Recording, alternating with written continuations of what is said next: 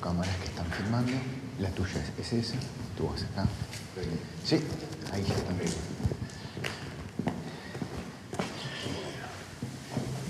Bueno. Vamos a primero probamos un poco de audio, si te parece. ¿Cómo no? 1, 2, 3. 1, 2, 3. 1, 2, 3 probando. Hola, sí, probando. ¿Cómo estás, Ernesto? Bienvenido, muchas gracias. Ahora te que decir tú, nacional. No, mejor no hablar de nuestros equipos.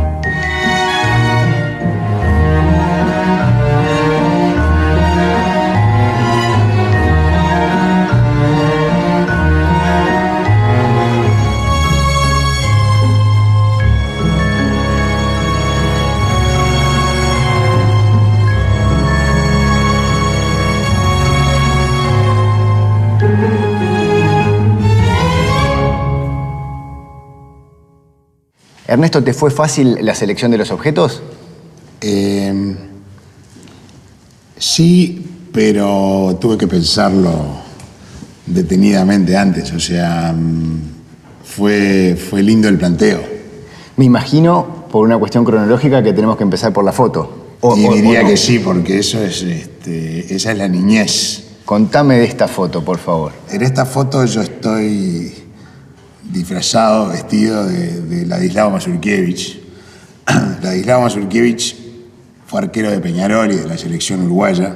Yo a mis hijos le digo que era el Messi de los arqueros. La plasticidad, la técnica, era un placer estético realmente verlo atajar.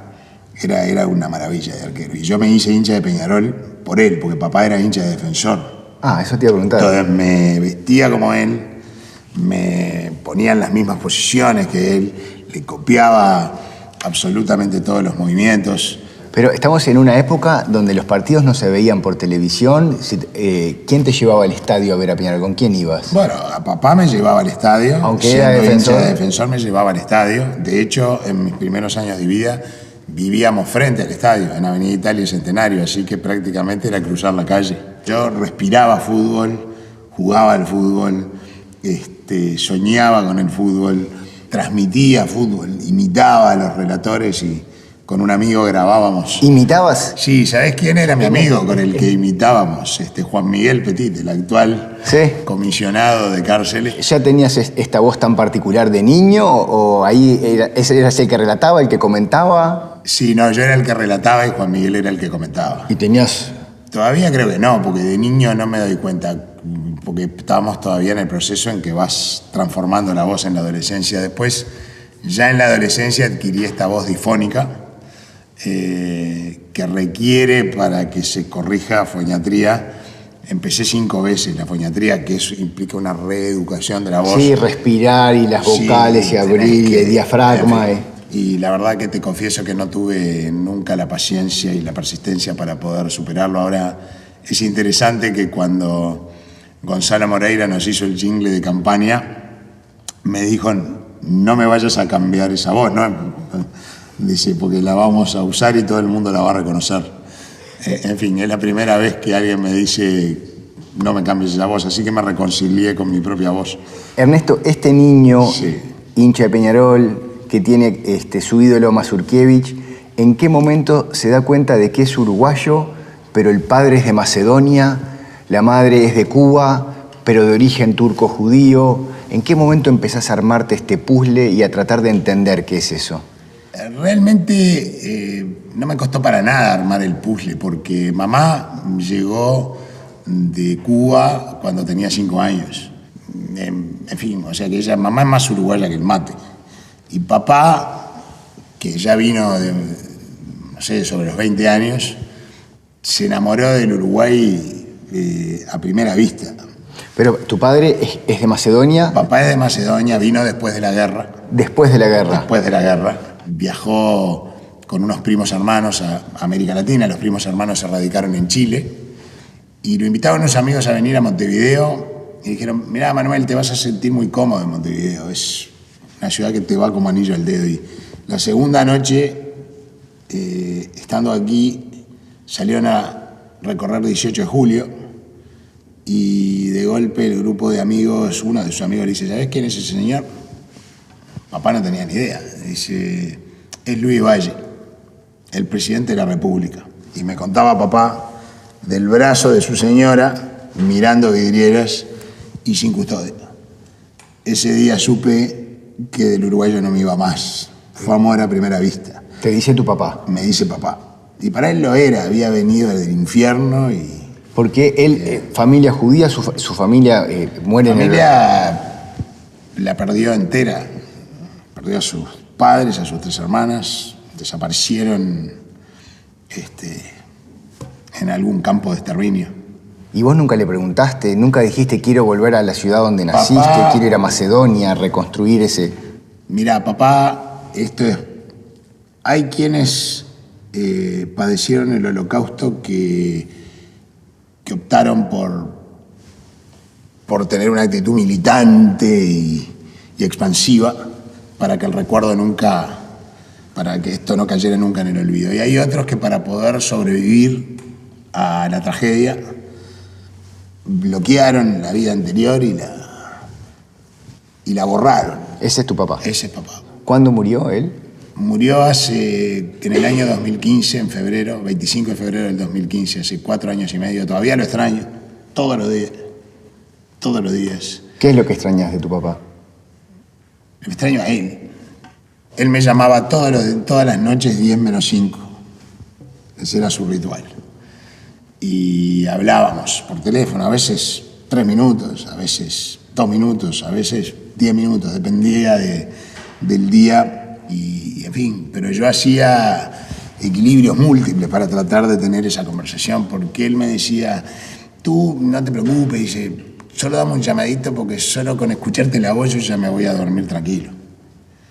Era medio como un deber que yo tenía de que él pudiera dormir tranquilo. Y a veces, te confieso, me pesaba tener que hacer esto. Casi que a veces lo sentía como una obligación. ¿Y ahora? Y cuando ya no estuvo, me voy mi primer viaje a Estados Unidos y de golpe me vino el impulso de hacer esa llamada y de golpe me di cuenta que él ya no iba a estar del otro lado. ¿Y tu mamá? ¿Estaban juntos con tu mamá? Sí, claro. Esos matrimonios de Lines. Mamá, a todos los efectos prácticos, es riverense. Llegó a los 5 años. Una familia de 5. Pero ¿y por qué de Cuba a Rivera también debe haber una peripecia familiar? Hay una peripecia familiar que empieza en Turquía. Supongo que con la decadencia del imperio otomano. Otomano, exactamente.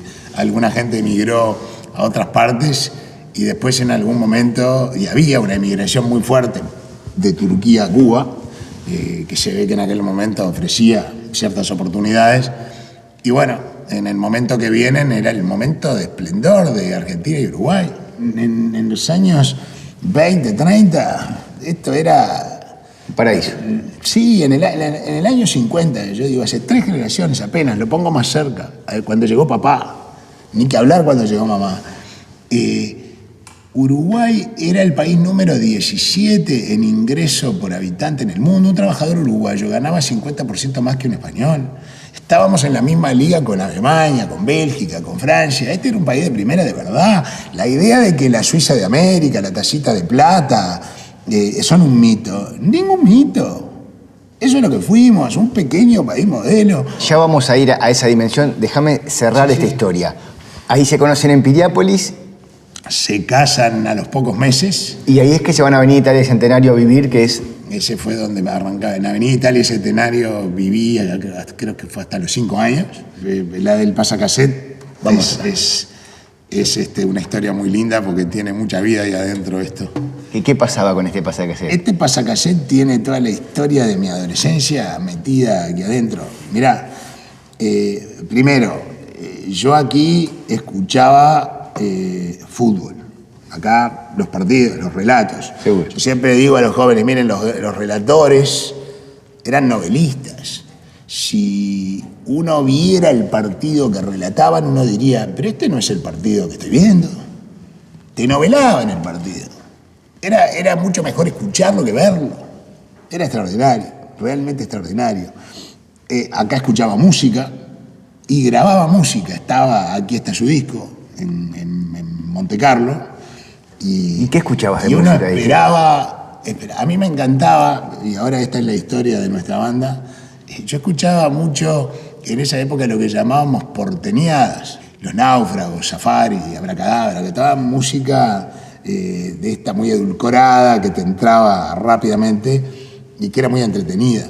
La que más escuchaba era la de los cantautores, tipo Piero, Joan Manuel Serrat. Entonces, tú algunas veces te comprabas el disco, pero a veces salían una sola canción y entonces estabas esperando todo el programa que alguien la pidiera para grabarla y después tenerla. Entonces yo escuchaba el programa varios días y de golpe me armaba una cinta en donde tenía las primeras 7, 8 playlists. nuevas canciones, una playlist que te costaba un Perú armarla, no era ir a Spotify.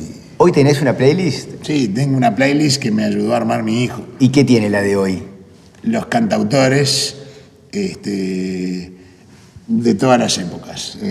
Tengo a Bob Dylan, tengo a Simon y Garfunkel, tengo a Piero, tengo a Joan Manuel Serrat, tengo a Silvio Rodríguez, pero tengo a La Vela. La Vela tiene baladas, así, a mí me gustan las más acústicas de La Vela, con letras excepcionales. Sigamos con el pasacassette. Te hacías tu playlist con Aquí está su disco, pero recién hablaste de Kabuki. ¿Cuándo nace esa pasión por hacer música, además? En segundo de liceo, con 2 amigos. ¿Qué tocabas? La guitarra. ¿Cómo habías aprendido? Porque era parte de mi... Es decir, tú sabes que la educación de una familia de clase media uruguaya era la educación, obsesión, que la cargo hasta hoy. Pero ahí, ya volvemos a la música, pero déjame hacerte una pregunta. Generalmente las historias de inmigrantes, como la de tus papás, tienen que ver también con el Estado protector, con la escuela pública, laica, gratuita y obligatoria, con los servicios del Estado a disposición de estos inmigrantes. Sí. En tu caso, en realidad, a nivel de educación, sos primera generación del St. Andrews, después vas a... Empecé en la escuela pública. Papá quería que fuera a la escuela pública. Después mamá insistió de que quería que aprendiéramos inglés, que era fundamental, y lo convenció a papá. Entonces empecé en el St. Andrews cuando el St. Andrews nacía, era un colegio chiquito. St. Andrews, British, Alianza Francesa. Es como parece, no parece una cosa tan de clase media, más de clase media alta. Mamá, y esta es la frase que siempre me dijeron, papá lo decía entre sus cosas: mirá, Ernesto, a tu hermana y a ti yo lo que les voy a dejar es la educación. La educación la van a poder llevar a cualquier lado. Lo que les digo acá, no les voy a dejar más nada. Bien, música. Perdón, era importante la digresión y vamos a seguir hablando de estos temas, pero quiero volver al pasacassette y a Kabuki. Acá grabábamos nuestras canciones. O sea, el estudio. En mono. Este era el estudio de grabación. Acá se grabaron las canciones de Kabuki, una banda. ¿Tenés ese cassette? Mirá, lo tenía en una cajita y un día lo voy a ver y la cinta se había degradado. Es decir, fue una pena tremenda. También me pasó con la cinta de los relatos. Los tengo acá. ¿Cuánto duró Kabuki? Duró 2 años. Pero llegaste a tocar en boliches, a tener... No, en boliches ni llegamos. Tocamos en ámbitos de familia, que eran los que nos tenían que tolerar, y después en fiestas de compañeros de clase que nos toleraron por 3 fiestas más o menos. Y finalmente tuvimos que reconocer que artísticamente éramos un fracaso. Bueno, no es un caso de éxito. El fracaso estuvo, yo creo que radicó en el hecho de que fuimos unos adelantados a nuestra época.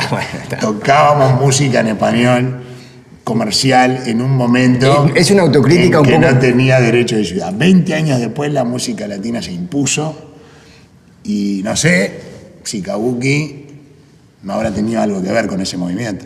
¿Lo llegaron a chiflar? ¿Tuvieron así momentos que nos chiflaron? Tuvieron que rajar de una fiesta? Decir, la última, digo, cuando decidimos que íbamos a disolver la banda, por lo menos en las apariciones públicas, la gente, teníamos 16 años, decían que pongan discos. Estaba el DJ ahí esperando. Y siempre sospechamos de que había sido un sabotaje del DJ que no quería competencia. En fin, teníamos buenas explicaciones para no decir que éramos malos. Hoy te divertís, lo manejás con ironía. En ese momento, ¿lo viste efectivamente como un fracaso vital con 16 años? ¿O ya se divertían también ahí de que...? Nos divertíamos como locos. Lo más divertido eran los ensayos. Escuchame, Facundo. Teníamos un amplificador que era el de mi guitarra, un Pierini que había comprado de segunda mano.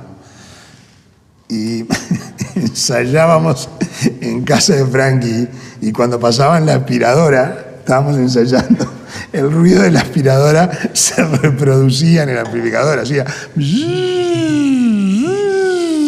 En fin, eran unas historias maravillosas. Te propongo ir a nuestro tercer objeto.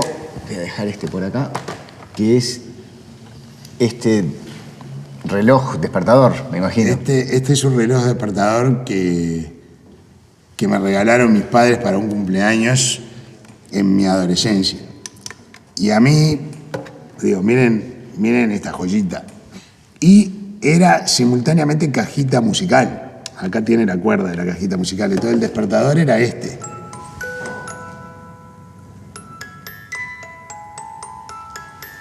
Así te despertaba. Ah, pero es lindo. Sí. Pero mis recuerdos, es decir, lo quería mucho por su estética, esa musiquita aprendí a odiarla. Porque yo soy noctámbulo, Facundo. A mí me gustaba mucho estudiar de noche. Hoy todavía, de 11 a 3 de la mañana, es el momento del día que más me rinde porque no tengo interrupción, la noche es silenciosa y fiel. O sea que ese sonido para vos era siempre era temprano. Era siempre temprano. ¿Y a qué hora era, más o menos? Y bueno, para ir al colegio, no sé, 7:30 me tenía que levantar. A veces dormía muy pocas horas. ¿Cuánto dormís ahora en promedio? Y bueno, me trato de levantar obviamente un poco más tarde, ¿no? Pero dormís hasta las 9, hasta las 10. Y trato de dormir 6 horas, a veces menos, pero... O sea que te acostás en el entorno de las 2, 3 de la mañana todos los días. ¿Dormís bien? Esas pocas horas, ¿las dormís? A veces sí, a veces no. Reconozco que hay veces que necesito liberar una mañana para tener una mañana en que digo, mira, no pongo el despertador. A la hora que me despierte arranco. ¿Y te acordás lo que soñás? A veces sí, y a veces me cuesta reconstruir los sueños. La mayoría de las veces me olvido. O sea, no puedo reconstruir lo que soñé, es increíble. Lo soñaste hasta el segundo antes que te despertaste y a veces te despertás porque el sueño de golpe es angustioso. ¿Y te acordás de un segundito? Y no te acordás de qué es lo que te estaba produciendo, o la alegría, o la angustia, o lo que fuera. No te acordás. Y hay veces que lo podés reproducir completo. O sea, que te acordás de todo. No sé, es misterioso la mente humana mientras duerme. Eso sí, las mejores ideas, Facundo, normalmente se me ocurren durmiendo. Cuando estaba haciendo mi tesis doctoral, que era un trabajo intelectual enormemente, de golpe a las 3 de la mañana me despertaba con una idea y me tenía que levantar y escribirla. Pues si no, me podía olvidar. Esa disciplina de, aunque dormí poco, suena la cajita y yo me despierto y voy a estudiar y me voy a preparar, y así es primaria, y así es el liceo, y así es que con un amigo te vas a Estados Unidos. Me fui a Estados Unidos a vivir al campus de Chicago, porque no es lo mismo vivir en el campus que es una colección de edificios universitarios de 1892 con un estilo gótico, es una arquitectura maravillosa, es uno de los campus más lindos que conozco, y en donde había 8.000 estudiantes, todos de la misma, más o menos de la misma edad, 70% extranjeros, de todas partes del mundo, todas las etnias, todos los sabores, todos los humores. Me contás esto de Chicago y de donde vas a estudiar, y te escucho, pero digo, pero no fue a estudiar lo que dicen que es la cuna del neoliberalismo más duro, más despreocupado de toda esta diversidad, más macro números, que las cosas cierren más allá de las personas. ¿Cómo conviven esta visión que tenés tú de la Escuela de Chicago con la que se ha construido? Y que el mito que se construyó no tiene nada que ver con la realidad. ¿Y por qué se construye ese mito, entonces? Se construye ese mito porque algunos estudiantes en Chile que habían ido a Chicago, y muchos de los que volvieron, formaron un centro de estudios, generaron propuestas, en fin. Entonces, cuando asume el régimen de Pinochet, no porque Pinochet fuera un liberal, ni nada por el estilo, sino porque tenía una crisis económica y no había nada en la vuelta, y esta gente había ido a estudiar, tenía herramientas, tenía propuestas, y dijo, a ver qué tiene, muchachos, y dice, bueno, vamos por acá. En fin, la vida es bastante más elemental de lo que se quiere, no es conspirativa. Ahora... No, está bien, pero son estudiantes de ahí que se asocian con un régimen dictatorial, que es lo que genera después ese mito de la Escuela de Chicago. Ojo con esa asociación, pero mirá, Chicago es el reino de la diversidad, todo lo que sea pensar de manera convencional es mal visto. Tenés que tener una actitud, a lo que te entrenan es primero a pensar con método. Es decir, te enseñan un método para armar mapas.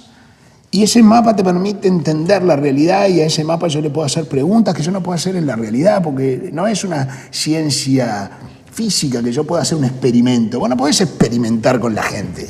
Con los mismos métodos tú podés tratar de entender cómo funciona esa economía. Ahora, después, ¿qué posición filosófica tomás respecto de estas cosas? Ser liberal, yo soy liberal. Pero no soy liberal porque fui a Chicago. Yo soy liberal porque creo en las instituciones, porque creo que las instituciones son lo que en última instancia termina protegiendo al ser humano contra la arbitrariedad del poder. Pero eso creo que se dice casi en todas las filas políticas, que se cree en la libertad. Ah, muy bien, se dice en todas las filas políticas, pero a la vez se nos dice, hasta hace muy poco, algunos todavía lo sostienen, que Venezuela y Cuba son, bueno, democracias pintorescas, originales, formas alternativas de organizar la vida democrática. Perdón, no son democracias. ¿Te puedo decir algo, Ernesto? Te escuchaba ahora con lo de los mapas, repasaba tu historia, que después de eso viene Ceres, pensar, esta reflexión, y digo, ¿por qué saltar a la política siendo un académico tan prestigioso, teniendo esta capacidad de construcción de mapas, de análisis, de reflexión? ¿Por qué saltar a la arena política que tiene otros costos que de hecho apagan este académico que sos tú también? Mirá, Facundo, ese análisis y reflexión, en mi caso, siempre estuvo orientado a las políticas públicas, al diseño de políticas de gobierno, para dar la respuesta a los problemas, a los desafíos que el país tiene, y a tratar de promover el debate. Sí, pero también te habían ofrecido cargos públicos durante tu carrera, que habías dicho que no, justamente Estoy de acuerdo. Porque decías que vos... Porque esto era el lugar desde yo sentía que podía ser mi mejor aporte. Pero, ¿sabés? Hay un señor que se llama doctor Jorge Valle, el expresidente de la República, que vino en noviembre del 2015 a Ceres y me dijo, mira, Ernesto, le vengo a plantear algo, y me lo dijo así sin anestesia. Usted tiene un sueño, usted tiene un proyecto de país, usted tiene un equipo formidable de gente que se formó alrededor suyo y que puede armar un equipazo de gobierno, y se le va a sumar muchísima más, de enorme capacidad. Así fue. usted tiene una comunicación con el ciudadano común mejor que con las élites y usted tiene un amor por el país que solo puede tener el hijo de un inmigrante agradecido. Así, pero tiene que tener ganas. Si no tiene ganas, me levanto y me voy, pero si tiene ganas, yo le enseño el oficio. Y eso es lo que hizo. Después que le dije, Jorge, empecemos y veamos a dónde nos lleva esto. Por 10 meses, los últimos de su vida, me estuvo enseñando el oficio. Tengo 3 cuadernos enteros de notas. ¿Pero que una vez por semana te juntabas? Él venía una vez por semana, me llamaba por teléfono cuando pasaba algo importante para que lo analizáramos juntos y para que yo me fuera... ¿Y por qué sentiste que ese empuje de Ceres ya no era suficiente y tenías que saltar a esta arena más política electoral? Además de que Jorge Valle te lo ofrece, algo adentro de ti, a nivel interno, tiene que hacerte hacer este salto. Porque sentí, cuando Jorge Valle me dice, y eso a mí me pesa mucho, mire, Ernesto, esta es su responsabilidad. Es su responsabilidad. Usted tiene todo para poder hacer esto.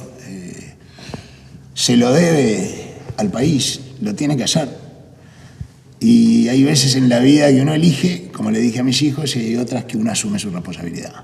Entiendo la respuesta, Ernesto, pero también hay unas ganas de hacerse de poder para transformar cosas. Hay un deseo de poder en hacer carrera política. Hay un deseo de poder llevar adelante los cambios que el Uruguay precisa para poder devolverle a nuestros hijos, porque esto no es para nosotros, Facundo, ni siquiera para ti, que sos bastante más joven que yo.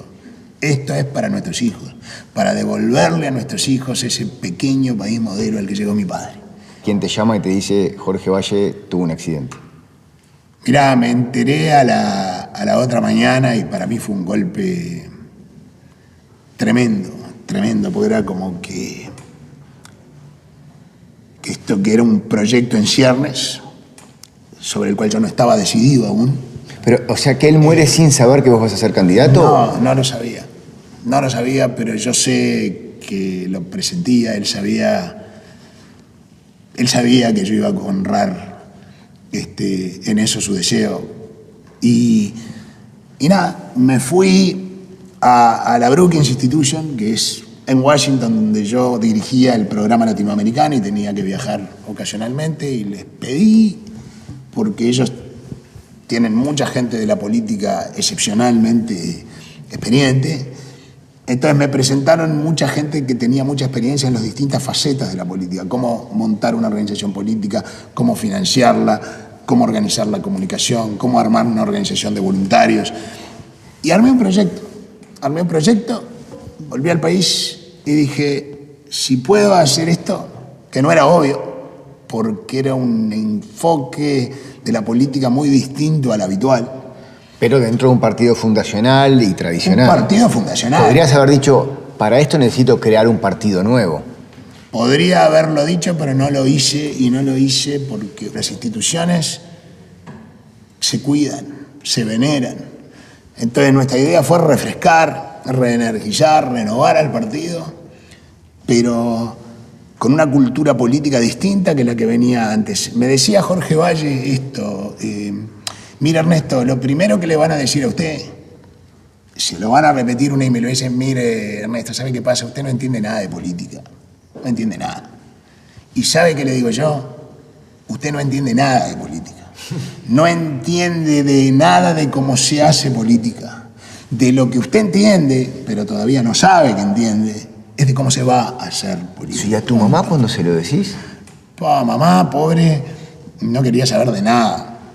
Ay, no te metas en eso, que nada, que es todo tan esto, tan lo otro, tan aquello. En fin, papá hubiera dicho lo mismo, ¿no?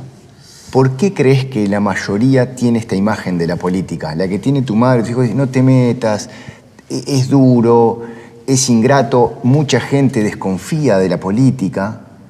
Mirá, te voy a decir, la política, en parte la gente tiene esa imagen porque la política es lo que hagamos de ella. Si le hacemos un tráfico de insultos, un tráfico de intrigas y un juego de poder, bueno, entonces la imagen que vamos a proyectar es esa imagen mezquina que mucha gente tiene de la política. Esto es un juego de poder entre unos pocos que no tiene nada que ver conmigo como ciudadano.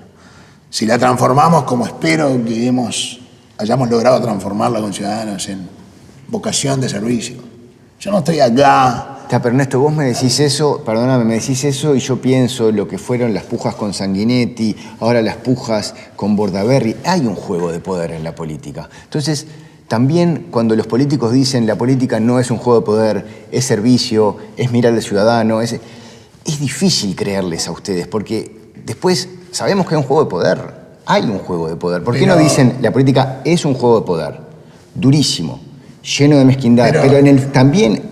Porque es las dos cosas. Es las dos cosas, es lo que decía Jorge Valle, pero lo que voy, que puede ser un juego de poder que tiene esa finalidad en sí misma, o puede ser tener que meterte en este juego de poder porque querés lograr transformar la sociedad, porque ese es con el espíritu que venimos, el espíritu transformador, vanguardista, del primer vallismo, y sinceramente, Facundo, yo me siento parte de una comunidad. Esta es nuestra casa, ¿no? Esto es nuestro lugar, Uruguay. Este es nuestro lugar en el mundo. Aquí nacimos, crecimos, construimos nuestros afectos, nuestra historia personal. Yo quiero quedarme a vivir acá, quiero que mis hijos se queden acá. Yo ya tengo un hijo en España, como decenas de miles de padres tienen hijos afuera porque no conciben que pueden construir un proyecto de vida afincados en el país que los vio nacer. ¿Qué cambiarías de la idiosincrasia de los uruguayos? No sé si quiero cambiar la idiosincrasia. Yo no creo que estas cosas pasan por los cambios culturales. Lo que sí que creo que tenemos que cambiar es, primero, una transformación educativa. Precisamos una reforma bareliana del siglo XXI. Si no entendemos que ese fracaso educativo está totalmente ligado al hecho de que somos hoy una sociedad más agresiva, más crispada, más violenta, más fracturada, con muchos más bienes materiales, TV plana, computadoras, celulares, autos y motos, pero una sociedad irrespirable comparado con lo que es ese Uruguay al que llegó mi padre. No se trata de cambiar la idiosincrasia. Yo estoy perfectamente feliz con nuestra idiosincrasia. Se trata de recuperar esa vocación transformadora, vanguardista, como era la del Uruguay, no esta sensación de que ahora somos un paisito en diminutivo, con aire melancólico y tristón. Somos poquita cosa, pero es el nuestro. No, tenemos que recuperar el optimismo y la capacidad de que, en nuestras posibilidades y la capacidad de transformación que alguna vez tuvimos y que nos hizo uno de los países más extraordinarios del mundo. Está ahí, está en nosotros. Cuando te escuchaba esto del paisito, esta cosa achicada, también pensaba, la presidencia de Mujica nos puso en el ojo del mundo. Lo de la marihuana, el matrimonio igualitario. Él era el presidente en su momento casi más buscado en Google. Sí. Ahí también no está el paisito. Hay una inserción internacional del Uruguay. Yo digo de cómo nos vemos nosotros. Eso es como nos ven nosotros. El personaje Mujica tuvo esa proyección internacional y por muy buenas razones. Es decir, las personas valoran que un presidente tenga una vida austera, que renuncie a los privilegios del poder, que habiendo sido guerrillero, haya respetado, vamos a decir, las instituciones democráticas. Habla bien, yo sí, creo que habla más del Uruguay que de Mujica, pero no importa. Había buenos motivos y es una persona que, no lo neguemos, ¿por qué? Que en sus reflexiones dice cosas que a veces, a uno lo dejan pensando y, en fin, es un hombre que tiene una estructura de pensamiento. Todo eso lo hizo admirable. Yo no tengo nada en contra de esas facetas del expresidente Mujica, que son dignas de admiración, pero fue un pésimo presidente. Un gran jefe de Estado en cuanto a esa exposición, pero un pésimo presidente porque dejó al país en un desorden financiero, fiscal, con las empresas públicas bajo agua.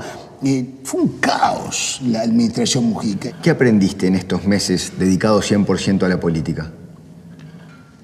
Mirá, lo más importante que aprendí, y ya me lo había anticipado Jorge Valle, una de las cosas que me anticipó Jorge y otras que aprendí yo. Me dijo, Ernesto, mire, yo le voy a decir una cosa. En la política hay mucho ruido, en el círculo pequeño. Mucho ruido, mucho ruido. Olvídese. Usted concéntrese en el ciudadano. Háblele a los ciudadanos de su sueño. Este país precisa soñar. Háblele a los ciudadanos de su sueño. Usted tiene un sueño. Cuénteselo. Lo van a acompañar. Pero no pierda el foco. Háblele siempre a los ciudadanos. Entonces, a mí, sinceramente, en esta época en donde se forman tribunas de miles de personas en las redes que te insultan, que te agreden, que dicen disparate, mentira. Ya vamos a ir a las redes, pero ¿qué aprendiste solo? Lo que aprendí solo es que, uno, los ciudadanos, cuando se le habla en español, de manera que se pueda entender, cuando se les plantea una visión, un sueño, un destino y cómo llegar a él, están absolutamente propensos al cambio. Las élites son una resistencia mucho mayor al cambio que los ciudadanos. ¿Cómo te imaginas la vejez? La verdad, estoy tan metido en proyectos que de verdad la veo como lejos todavía. Me siento lleno de energía, lleno de ilusión. Estoy empezando el proyecto más complejo de mi vida a los 62 años, cuando ya tendría que estar en teoría pensando en retirarme. Estoy empezando el proyecto más complejo y a la vez el que me hace más ilusión de mi vida. Cuando Jorge Valle me decía, a usted esto le va a gustar, tenía razón, pero lo que me gusta más que nada es el trabajo con los equipos y los programas y el contacto con el ciudadano. Eso es lo que me gusta. Todos estos juegos de poder intermedios que a veces hay que hacer, porque bueno, si queríamos marcar que éramos un proyecto de renovación, entonces no queríamos llevar ningún aparato político preexistente, no es nada contra nadie, queríamos hacer algo nuevo, que tenga identidad propia y que tenga su propia cultura política. En fin, es lo que hacen los adolescentes, se emancipan de su padre. Eso no quiere decir que no quieran a su padre. Igual tu emancipación de Jorge Valle como padre es relativa porque lo nombrás constantemente. Capaz que sí de las estructuras, me imagino que pensás en... Lo nombro, pero estoy seguro que si Jorge viera lo que hicimos, él sabría que probablemente no es lo que hubiera hecho él, pero que estaría muy orgulloso de lo que hicimos. Lo nombro porque yo no estaría acá sentado contigo en este rol si no fuera por él, de la misma manera que me emancipé de papá. Y lo nombro todo el tiempo porque lo quiero, porque fue un maestro para mí de la vida, de la misma manera que Jorge Valle fue un maestro de la política, pero además confió en mí. ¿Cómo te gustaría morir?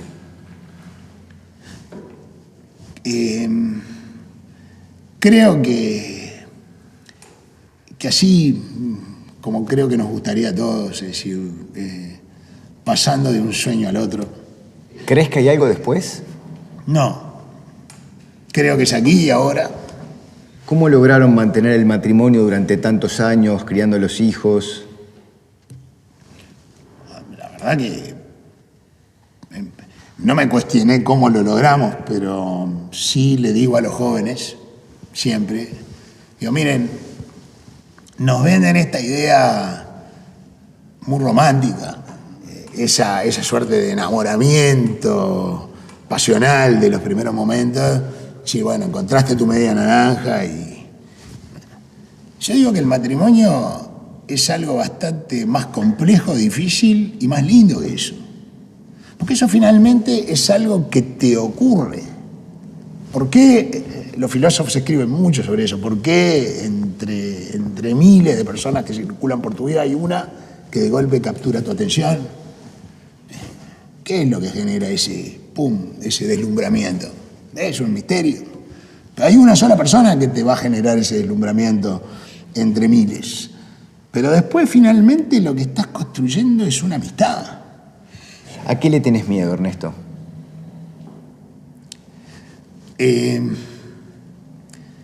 Mira, te confieso que voy por la vida con muy pocos miedos. Te diría que ahora que estoy en política, a que la gente no logre verte como sos, sino como te pintan. Pero ¿Cómo crees que te pintan a vos? Y qué sé yo, de mil maneras. tus competidores políticos y las tribunas ululantes en las redes se dicen disparates de todo tipo y calibre. Bien, yo creo que estamos en este primer round. Nos tomamos un poco de agua, vemos a ver si hay algo que corregir y vamos a las redes, ¿te parece? Dale.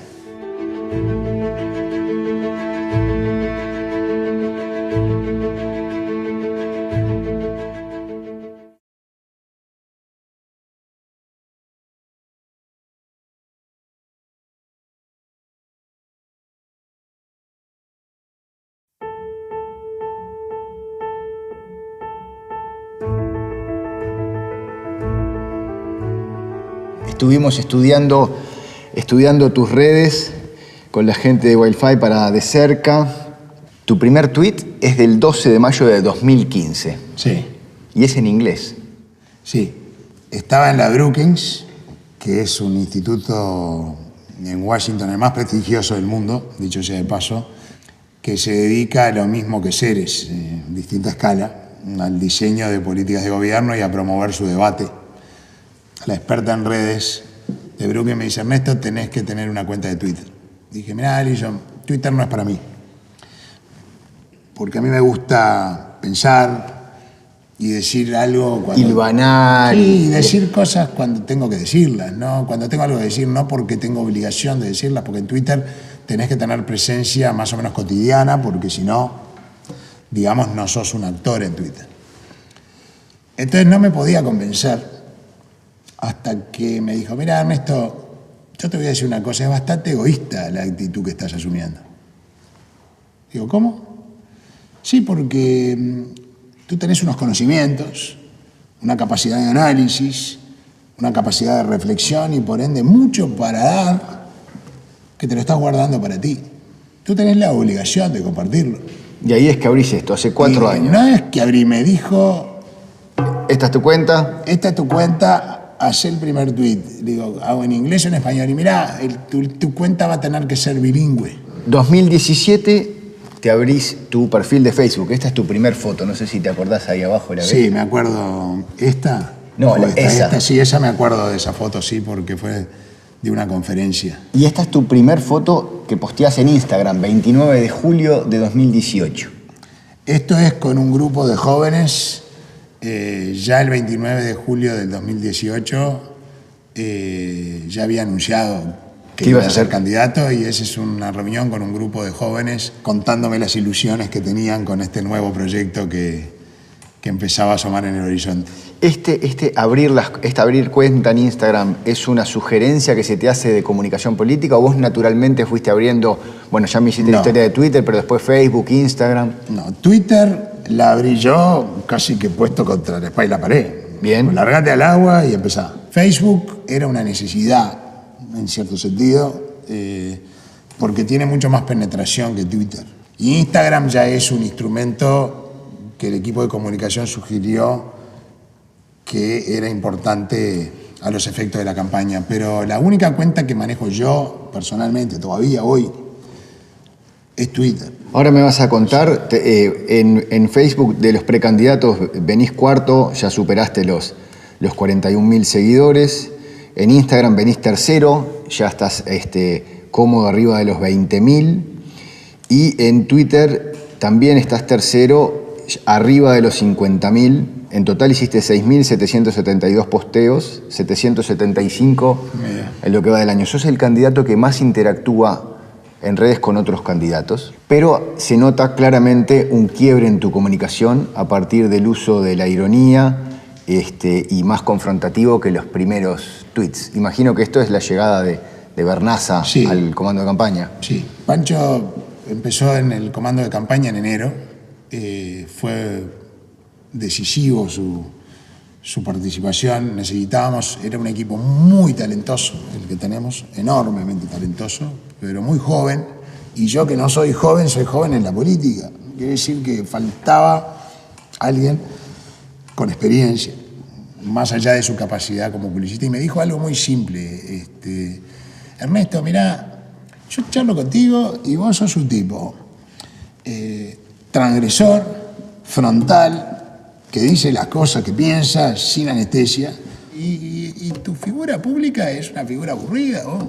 Formal, que cuida cada cosa que dice, que no usa el humor, que no usa la ironía, que no es transgresor.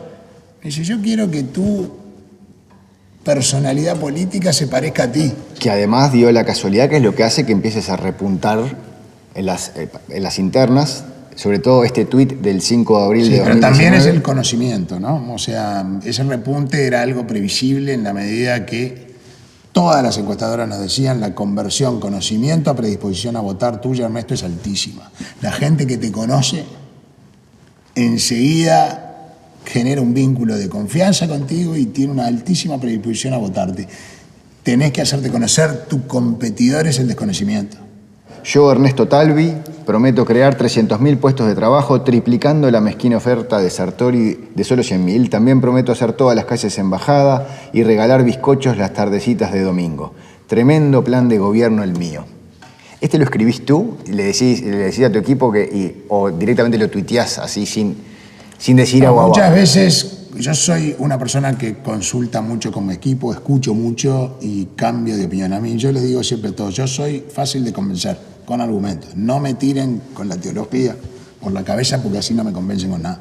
Este tuit tengo el recuerdo que lo consultamos porque era un poco transgresor, pero... Y generó Pero tenía una finalidad. Viste que igual acá te pasa una cosa curiosa con este tuit. Se volvió muy viral, pero a su vez es un tuit que tiene muchos comentarios negativos. Muchos. Todos los tuits de Sartori tuvieron muchos comentarios negativos porque la idea era, mirá, acá lo que importa es ser antifrente amplio. Todo lo que suene a que estás dividiendo la oposición es malo. Y yo digo, acá lo que importa no es ser antifrente amplio. Acá lo que importa no es sacar a alguien, acá lo que importa es sustituir un proyecto agotado por algo mejor, por algo que ofrezca ilusión y que dé confianza. Ilusión porque hay un proyecto de país serio que tiene las propuestas concretas para llevarlo adelante y confianza porque hay una coalición política que lo puede sustentar y hacerlo realidad. Así de simple. Lo que es curioso es que usaste el humor para hacer eso. Es que hay veces, mirá, ¿por qué existen los Darwin de Bocati en este mundo, Facundo? La sátira juega un rol muy importante en una democracia, en donde hay ciertas cosas que se tienen que decir, pero que si no las decís a través de las sátiras, son muy duras. Bueno, igual plantea siempre el tema del límite, ¿no? Vos decís eso, pero me imagino que puede haber algún chiste sobre... Tenemos que ser tolerantes con la irrespetuosidad también, porque la sátira a veces es irrespetuosa. Darwin lo es, si te lo tomás literalmente, lo es. ¿Te ha hecho pero enojar? No, a mí no yo me río de todo lo que dice Darwin de mí, lo disfruto. Vuelvo, tu primer posteo en Instagram. ¿Te acordás de esa foto? Título... Esa foto... Udelar, título Chicago. Sí. Esa foto se la mandé Pettinati, que el Petti cuando me entrevistó, no sé cómo salió el tema de los títulos, y me dijo, me tenés que mostrar los títulos. Me desafió frente a su audiencia, que es bastante numerosa. Entonces al otro día le mandé a él por Twitter y lo arrobé. Y le digo, Petti, no me acuerdo qué puse, acá te... Dice... mirá lo que encontré, Petti, y no tuve que pedirle ayuda a Lucía. También sí, a Lucía, porque Lucía vio títulos que no existían. Así que no tuve que pedirle ayuda. Esos son los títulos que tengo. A mí también una ironía. Aprovecho esta foto con los títulos para preguntarte ¿qué opinás de los que dicen Ernesto Talvi puede ser un muy buen tecnócrata? No sé qué es un tecnócrata. Alguien que sabe construir mapas, técnica, pero no es que tiene sensibilidad política. Mirá, ese juicio se lo dejo a los ciudadanos. Si soy una persona que se ha preparado para esto, y no se ha preparado solo, porque acá hay una organización formidable, hay 300 técnicos y profesionales que elaboraron un programa de gobierno ejemplar después de 35.000 horas hombre-mujer de trabajo en 9 meses, un pequeño país modelo. Es un programa formidable por su capacidad de marcar un destino, pero también por el grado de detalle que tiene para marcar mapas de ruta, por 300 personas que no tengo la más vaga idea a quién votan ni a quién votaron, porque a nadie le pedí carnet de militancia, dije, tú ayúdame a dibujar el futuro, a mí me interesa tu talento, no tú. Digo, así que tenemos gente de todos los pelos y señales. ¿A quién sigue y a quién no el candidato? Estamos en la red Twitter. Vos seguís a Lacalle Pou, que también te sigue, seguís a Daniel Martínez, que también te sigue, seguís a Novik, que también te sigue, seguís a Mieres, que también te sigue, y no seguís a Manini, que tampoco te sigue a ti. ¿Esto es una decisión explícita? No, la verdad que te voy a confesar, y esto arrancó desde Brookings, yo no leo Twitter. No lo leo. No me dijes que es la red que más usás. No, la uso para postear y para interactuar con las personas que me hacen comentarios a raíz de mis posteos. Pero yo no me informo por Twitter. Yo me informo de fuentes primarias. Sigo creyendo que el periodismo profesional, en esta era en la que las redes han permitido que todos opinemos y hablemos, y por ende tú en las redes podés encontrar algo extraordinario, algo totalmente banal, podés encontrar algo que es verdad o algo que es mentira, podés encontrar algo que es real o algo que es un rumor, podés encontrar cualquier cosa. ¿Por qué me atas esto cuando te pregunto por qué no se siguen con Manini? No sé, porque yo hace rato, no sé hace cuánto tiempo, tendría que verlo, le marqué a alguien, te sigo hace pila, que ya no marco, te sigo sin querer, márcalo ahí, no tengo ningún problema en seguir a Manini.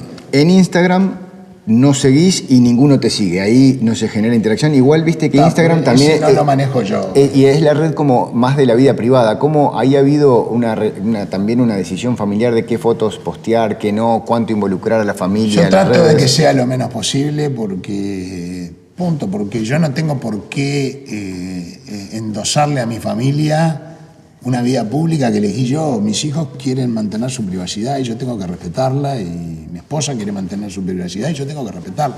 Entonces hago lo mínimo indispensable para que la gente sepa que tiene derechos, y yo soy candidato a la presidencia y le estoy pidiendo el honor de que confíen en mí para representarlo.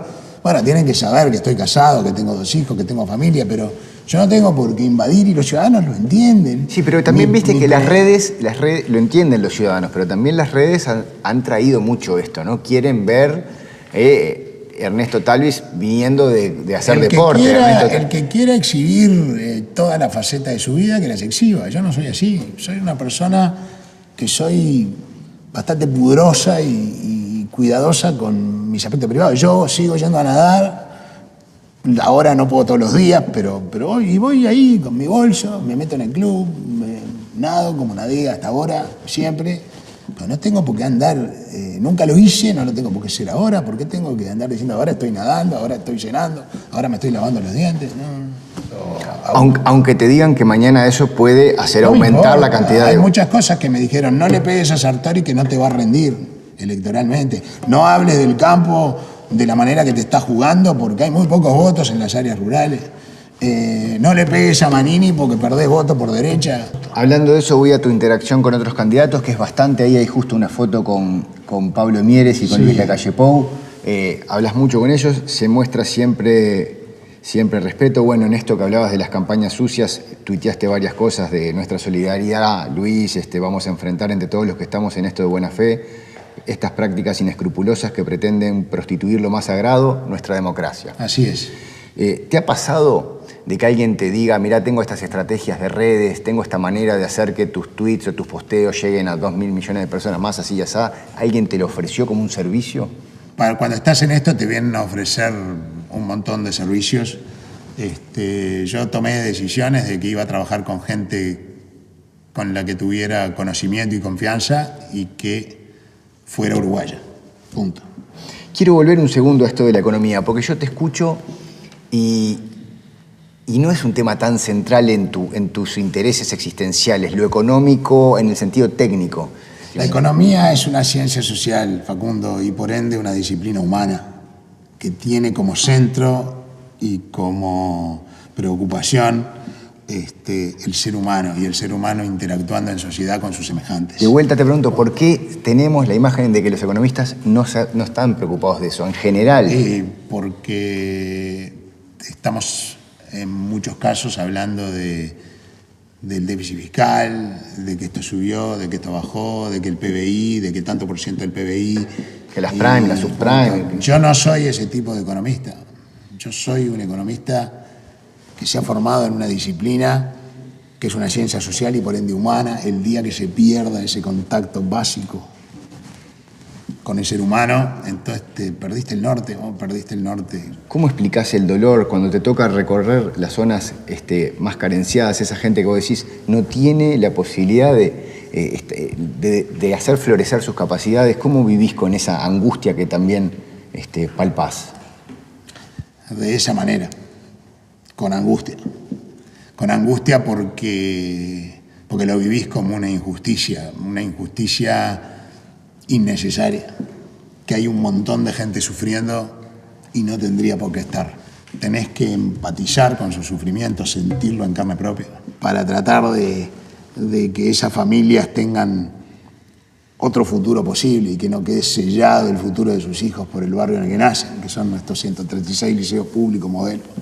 Acá vos te fijás a ver qué comenta la gente, tenés en algún momento del día vos lo dedicás a agarrar tu teléfono y ver qué ha dicho la gente sobre ti en las redes. No, en las redes no. Yo ya te digo, Facebook e Instagram no tengo tiempo de manejarlo yo. Lo único es Twitter.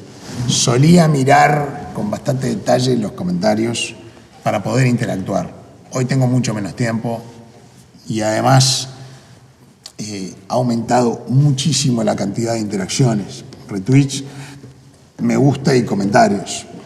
¿Cómo conciliar los tiempos? Porque hablamos mucho en los objetos de tus amistades que se mantienen hasta el día de hoy, hablamos mucho de la importancia de la familia, hablamos mucho del tiempo que se necesita para hacer política. ¿Cómo conciliar todos estos tiempos? Es difícil de conciliar, le sacás muchísimo tiempo a la familia. Tengo un hijo en España ahora, así que con él la interacción es remota. ¿Y están al tanto? Es un hijo que cuando charlas te dice, hoy vi que saliste en las noticias, que dijiste tal cosa, que te contestaron tal otra. Sí, él me manda cosas y me manda sugerencias. Él estudia filosofía, entre ellas filosofía política, le gusta mucho, así que es un severo crítico, como son los hijos habitualmente. Me señala cuando cree que me equivoqué, me da sugerencias. Dame un ejemplo, contame una que te dijo en esto le pifiaste. Mirá, la que más me sorprendió fue cuando estuve en el programa de Victoria Rodríguez, Esta boca es mía. Y él lo vio. Entonces, en un momento dado, el panel me decía, no, porque neoliberal, y neoliberal, y neoliberal, para acá y para allá. Lo aludieron 1000 veces. Y yo no contesté.